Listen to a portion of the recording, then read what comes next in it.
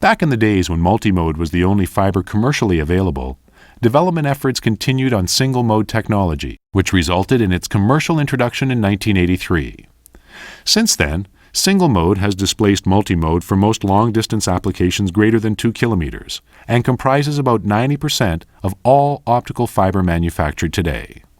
Single-mode became the preferred fiber for long-distance, interoffice trunk, and loop feeder applications, including fiber to the home, while multimode fiber, with its lower cost sources and detectors, would continue to serve the needs of local area networks, security, and industrial control applications. Because single-mode fiber does not need to address the propagation times of different modes, the simplest of them have a step index construction. However, single-mode fibers with improved bending resistance or optimized for use in different wavelength bands have more complicated refractive index profiles. Unlike multimode fibers, where optical power distribution is entirely within the core, light transmission within step-index single-mode fibers assumes a Gaussian distribution. This distribution becomes non-Gaussian for the more complicated profiles. Depending on the wavelength of operation, approximately 80% of the light travels within the core, while 20% travels in the surrounding cladding. The diameter of the light spot is called the mode field diameter. The mode field diameter for standard single-mode fibers is specified by the International Telecommunications Union, or ITU, and other standards bodies. Recommendation G.652 can have mode field diameters at a 1310 nanometer operating wavelength ranging from 8.6 to 9.5 microns with a plus or minus 0.7 micron tolerance. The larger the mode field diameter, the easier it becomes to splice and terminate, but the more sensitive the fiber is to bending losses. Optical fibers are available with a number of core sizes, designed for various applications. Single-mode fibers are made with core sizes ranging from about 8 to 12 microns and a cladding size of 125 microns. The standard single-mode fiber commonly in use today was developed in 1983 for use at 1310 nanometers and subsequently improved for use at both 1310 and 1550 nanometers. It has a typical loss of 0.35 dB per kilometer at 1310 nanometers and 0.25 dB per kilometer at 1550 nanometers. The fiber exhibits zero dispersion near 1310 nanometers.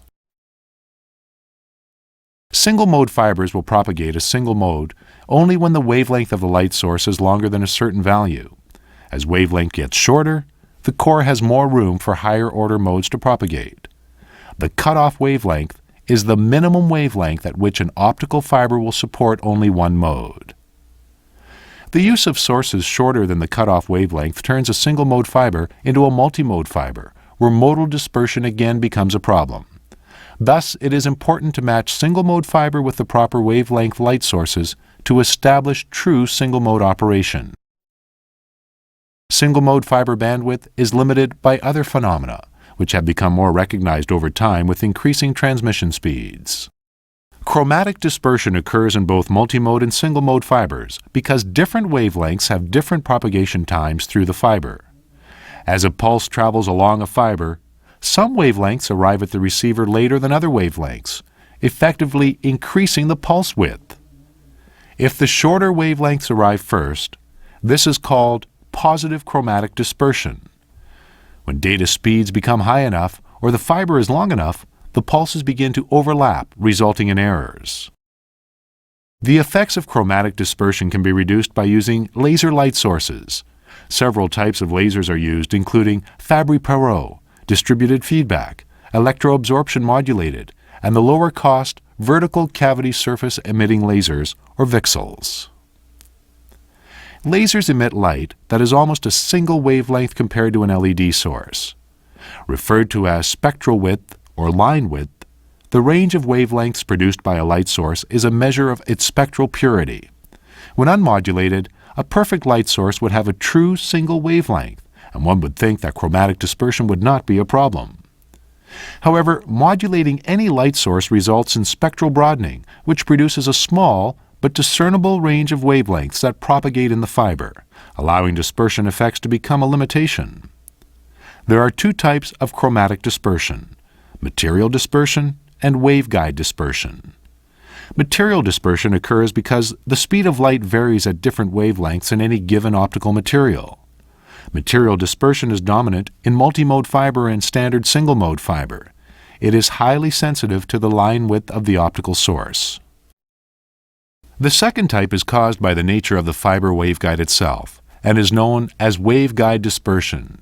Waveguide dispersion occurs because optical energy travels in both the core and cladding of a fiber at slightly different speeds. This is due to the difference in refractive indices between the core and the cladding. Practical single-mode fibers are designed so that material dispersion and waveguide dispersion cancel one another at the wavelength of interest. With the increasing trend to higher bit rates, another form of dispersion began to emerge called polarization mode dispersion, or PMD. PMD has the potential to become a network killer in systems operating beyond 10 gigabits per second.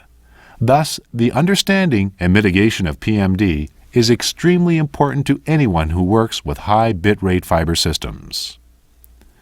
Like all electromagnetic radiation, light waves have an electrical component and a magnetic component that oscillate perpendicular to one another and to the direction the light wave is traveling.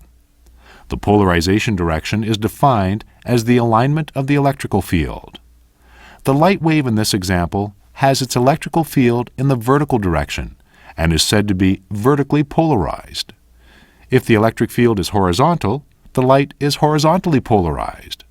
And if the field direction rotates as the wave travels, the light is said to be elliptically or circularly polarized. Unpolarized light consists of a random jumble of all states of polarization. Some sources emit polarized light and some do not. Regardless of the source, most single-mode fibers support only two perpendicular modes of polarization of the transmitted signal, often called the fast axis and the slow axis.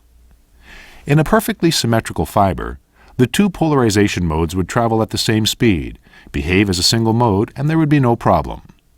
However, fibers are not perfect, and slight differences in symmetry along the fiber span causes one of the modes to propagate slower than the other, resulting in pulse spreading.